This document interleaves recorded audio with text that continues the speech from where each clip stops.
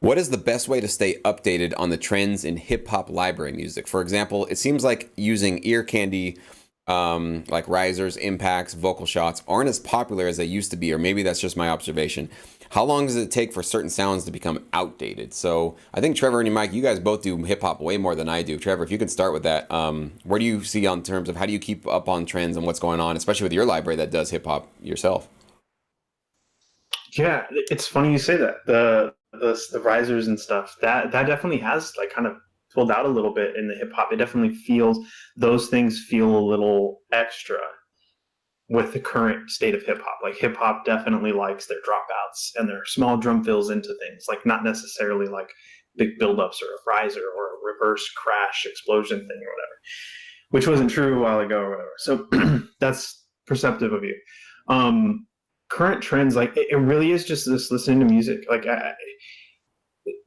modern music, like listen to Drake. I don't think Drake has had like a riser in any of his music lately, if ever. And whoever else is new, like they're not really doing that. They're doing cool cut downs or a DJ scratch slowdown, or they'll do a drop with a big reverb, or it'll be like the snare will hit, it'll be like pop, and then it'll be silent, and then it'll go into a thing, which is a cool edit point.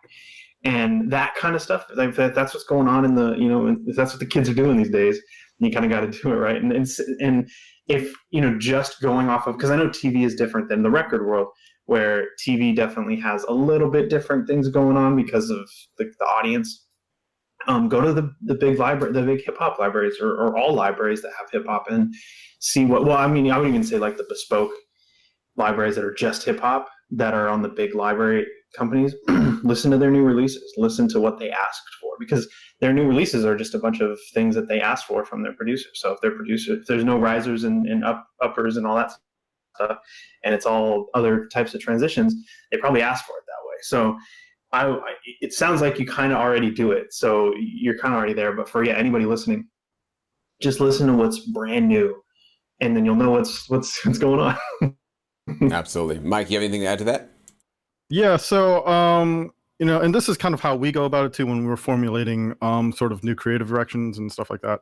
But some things that we see is like, just kind of, and this is very true when working with a lot of advertising, but listen to, some of the newest like sort of hottest records that are coming out, some like even in the sense of like listening to new like sort of like Diplo tracks and stuff like that, right? And seeing, where it's kind of hip hop, kind of EDM, kind of like different things, seeing what's kind of thrown in there. So like what we've been seeing lately is like, there's a trend in hip hop right now where like breakbeats are coming back. And not everything is completely just drum machine like sort of programmed anymore. You're starting to see breakbeats again. You're starting to see sort of like an old school mentality coming back into hip hop again. And this is kind of being reflected in some of the briefs that we're seeing from clients too, who are looking for now like throwback 90s hip hop, even to like 90s 2000s hip hop or whatever, like whatever people were calling the heyday of hip hop, who knows. But like but there's definitely like a different sound in that's being kind of requested. But it's hard to try to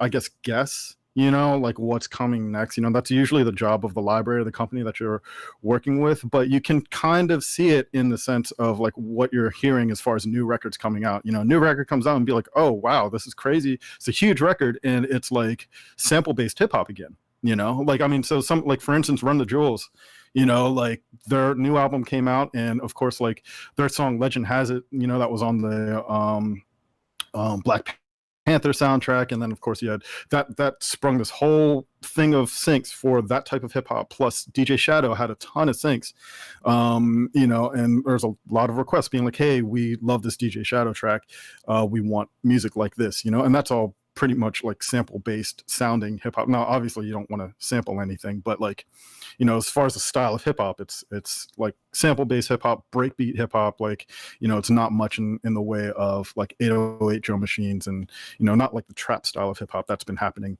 over the past couple of years too. So though if you look at those kinds of releases, like I said, Run the Jewels just came out with their, they released their album early actually this summer, and yeah, so that could be a good thing to like look at. It's like, oh, this is a hot record.